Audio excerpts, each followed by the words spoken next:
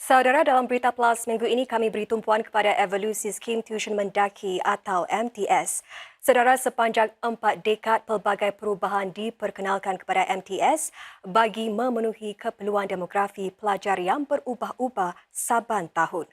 Wartawan kami Nazira Jamzuri meneroka evolusi MTS sejak ia bermula pada 1982 hingga kini. Di ruang seperti inilah bekas tutor skim tuition mendaki MTS, Cik Farah Suhaimi akan menunggu kehadiran murid-muridnya pada setiap Sabtu pagi sebelum membawa mereka masuk ke bilik darjah untuk sesi tuition.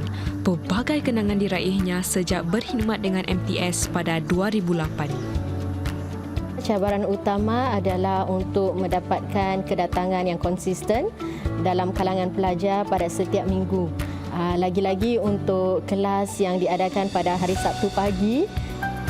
Sepanjang 14 tahun berkhidmat dengan MTS, Cik Farah menyaksikan pelbagai perubahan. Ini termasuk pada cara mengajar dan bidang tumpuan. Dahulu fokus diberikan kepada penyelarasan topik yang diajar antara pelajar-pelajar yang daripada berlainan sekolah. Bahan yang digunakan adalah dalam bentuk buku latihan yang mudah didapatkan di pasaran. Sewaktu mula menyertai MTS, Cik Farah baru sahaja berusia 20 tahun dan menuntut di Institut Pendidikan Nasional NIE. Beliau kemudian dilantik sebagai ketua tutor dan pernah diiktiraf sebagai ketua tutor terbaik sebanyak 3 kali. Di samping mengimbangi masanya sebagai guru sepenuh masa, Cik Farah bertekad untuk terus berkhidmat dengan MTS bagi menyumbang kepada kejayaan para pelajar Melayu. Saya melihat golongan pelajar yang datang daripada latar belakang sosioekonomik yang sederhana atau rendah. Dan rata-rata mereka dalam kalangan pelajar yang kurang motivasi. Ini saya lihat pelajar-pelajar yang agak kuat dari segi bidang akademik mereka. Demikian antara perubahan MTS sepanjang 40 tahun lalu. Sebelum tahun 1995 juga, MTS dikenali sebagai skim tuition hujung minggu. Dulu pedagoginya lebih menekankan hanya kepada subjek-subjek akademik sahaja. Wadah pembelajarannya banyak sekali di dalam bahan-bahan buku-buku rujukan. Saban tahun, jumlah pelajar juga kian bertambah.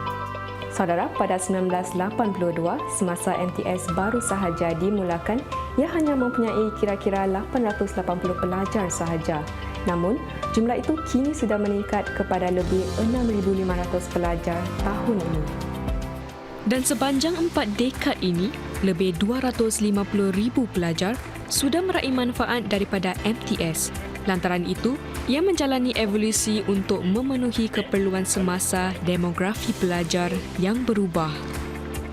Saudara, jika sebelum ini para pelajar perlu membayar sehingga $210 setiap tahun untuk yuran MTS, ia kini jauh lebih rendah iaitu $10 untuk pelajar Muslim.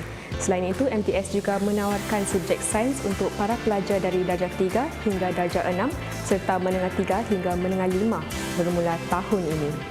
Pelajar-pelajar sekarang ini mempunyai konten pembelajaran yang lebih luas lagi. Mereka lebih banyak bertanya dan oleh kerana mereka lebih banyak bertanya, teknik-teknik pengajaran kita juga berbeza daripada zaman dahulu. Lantas, dengan peredaran masa, guru masa kini seperti Hamizan Jasman perlu melakarkan kaedah pengajaran yang menarik untuk menarik minat para pelajarnya. Saya suka attract atau menarik perhatian mereka dengan suara saya yang kuat, yang suara sedap di dalam kelas. So apabila saya berada dalam kelas, saya suka bermain dengan intonasi saya. So bila saya nak serius, saya rendahkan intonasi saya. Kalau saya nak have fun, saya ceria dengan mereka, berinteraksi dengan mereka, bermain games. Selain tekad memberikan yang terbaik buat pelajarnya, setelah menjadi tutor MTS, Hamizan juga kini lebih peka terhadap latar belakang mereka. Mereka amat berbeza kerana mereka dibesarkan secara berlainan begitu. So ada yang kuat suara, ada yang pendiam. Namun, ini tidak datang tanpa cabaran, terutama sekali semasa COVID-19. Saya seorang yang suka berinteraksi dengan murid-murid. Apabila mereka berada dalam talian, mereka tidak memberi perhatian kepada saya sepenuhnya. Tahun ini, program MTS disokong oleh lebih 1,150 tutor bagi menawarkan khidmat di 87 pusat merata negara.